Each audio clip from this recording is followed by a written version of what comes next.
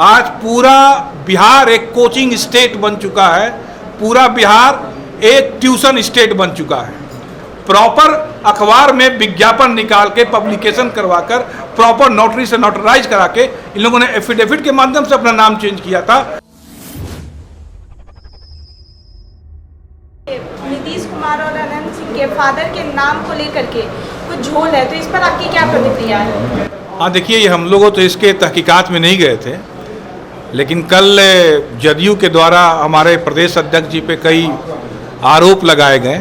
उनके द्वारा कहा गया कि नाम में गड़बड़ है, सर्टिफिकेट में गड़बड़ है, उम्र में गड़बड़ है।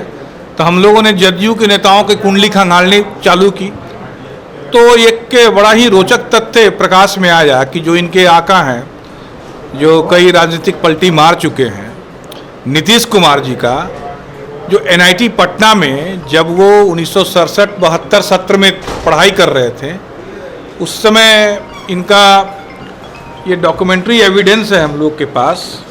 उस समय इनके पिता का नाम में राम लखन वैद्य लिखा हुआ था, और जब ये चुनावी राजनीति में आए तो जो एनआईटी पटना में सर्टिफिकेट में राम लखन वैद्य था नाम, वो नाम बिल्कुल बदलकर चुनावी हलफनामे में, क्योंकि हम लोगों ने 2004 का हलफनामा देखा, फिर 2012 का, 2018 का जो हलफनामा देखा है, उसमें इनके पिता का नाम राम लखन सिंह है। तो पहला सवाल।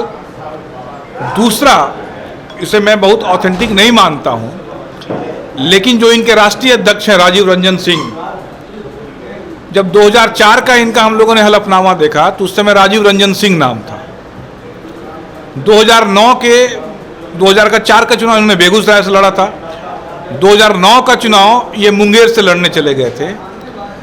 एक गलत हलफनामा चुनाव आयोग के वेबसाइट पे है, जिसमें आप राजीव रंजन सिंह उर्फ ललन सिंह का जो आप उसका हलफनामा को आप चुनाव आयोग के वेबसाइट से निकालते हैं, तो उसमें एक व्यक्ति का नाम आता है राजीव रंजन, पिता का नाम ब्रह्मदेव नारायण सिंह, जबकि पुराने हलफनामा में पिता का नाम है ज्वाला प्रसाद सिंह, और उम्र 38, पता बदल जाता है, पटना से पता आ जाता है लखीसराय के किसी गांव का। तो एक सवाल ये है जदयू के लोगों से कि जो वो प्रधानमंत्री और हमारे प्रदेश अध्यक्ष जी का चुनावी हलफनामा को खंगाल रहे हैं, जाके अपने राष्ट्रीय अध्यक्ष का हलफनामा को चुनाव आयोग में देखकर दुरुस्त करवाएं। तीसरा, इनके नेता हैं आपके अशोक चौधरी। अशोक चौधरी 2005 का नवंबर का विधानसभा का चुनाव लड़ते हैं और उस एफिडेविट में अपना उम्र देते हैं 36 साल, और फिर जब 2009 का वो लोकसभा का चुनाव लड़ते हैं तो उसमें वो चुनाव 4 साल बाद होती है। नवंबर 5 में वो 36 साल देते हैं और 2009 में अपना उम्र वो 42 साल देते हैं। तो उस गणित को समझाएं कि 4 साल में ही अशोक चौधरी जी की उम्र 6 साल कैसे बढ़ गई। तीसरा, नीरज कुमार जो इनके प्रवक्ता हैं, जो प्रतिदिन टर करते रहते हैं, सीआर के समान हुआ करते रहते हैं, इनका देखिएगा जो चुनावी हलफनामा इन्होंने स्नातक निर्वाचन क्षेत्र में पटना के अंतर्गत दिया है, उसमें इन्होंने अपना एमए पॉलिटिकल साइंस का वर्ष 1989 बनाया है, और जबकि विधान परिषद में जो परिचय है उसमें इनका एमए पॉलिटिकल साइंस का वर्ष 1991 दिया है। तो उसको दुरुस्त करवाएं। दूसरे का सर्टिफिकेट और उम्र और नाम देखने की अपेक्षा वो इसको चेक करवाएं। इसके अलावा जो हम लोगों ने जो सूचनाएं एकत्र की थी, राजीव रंजन सिंह जी का बता दिया हम लोगों ने, नीतीश कुमार जी का बता दिया, नीरज कुमार जी का बता दिया, अशोक चौधरी जी का बता दिया।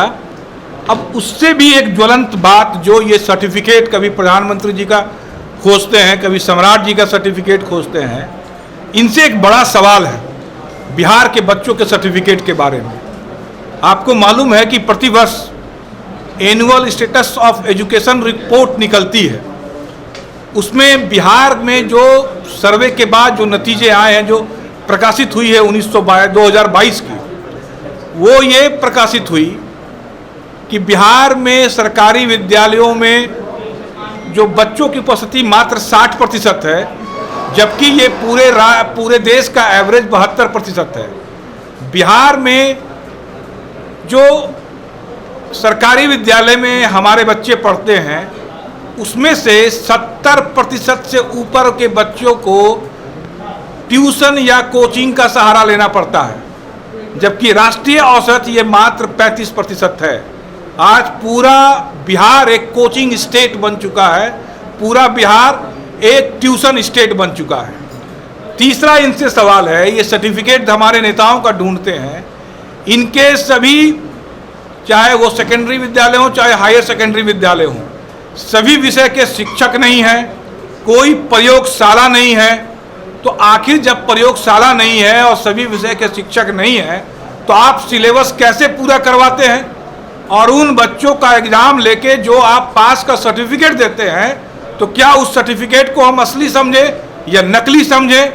क्योंकि जो सर्वे रिपोर्ट आई है, ऑल इंडिया जो एजुकेशन रिपोर्ट की जो स्टेटस आई है, उसमें इस बात को उल्लेखित किया गया है कि बिहार के 5वीं क्लास के बच्चे का जब अध्ययन किया गया, जब उनसे क्लास 2 का क्वेश्चन पूछा गया तो 57% बच्चे जो 5वीं क्लास में पढ़ते थे क्लास 2 के लेसन का उत्तर नहीं दे पाए।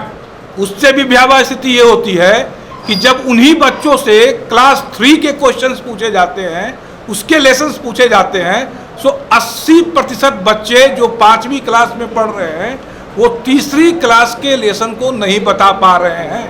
क्योंकि राइट टू एजुकेशन में फेल करना नहीं है, बच्चों को पास कर दिया जाता है।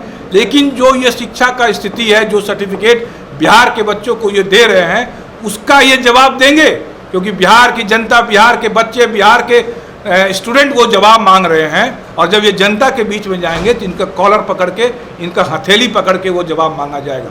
इसलिए ये नेताओं का सर्टिफिकेट देखना बंद करें और बिहार के बच्चे को सर्टिफिकेट को दुरुस्त करें, एक ऐसा सर्टिफिकेट दें जिससे वो योग्य बन सके। और एक बात और मैं आपको बता दूं, ये सम्राट चौधरी जी पे आरोप लगा रहे हैं कि नाम बदलने का, 1997 से ये सम्राट चौधरी जी के पीछे पड़े हुए हैं।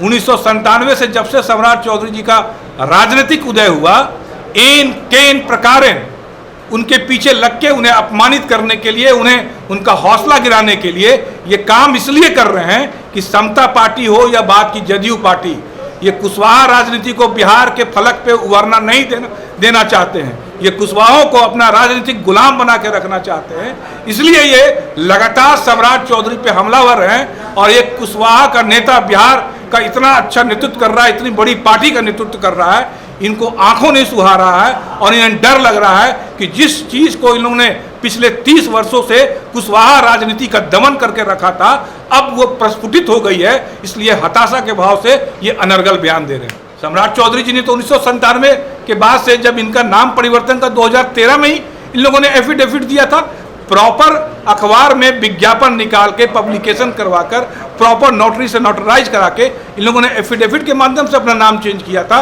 और आज एन केन प्रकारेण अपनी उस क्षुद्र राजनीति को पूरा करने के लिए ये जनता में भ्रम की स्थिति फैला रहे हैं।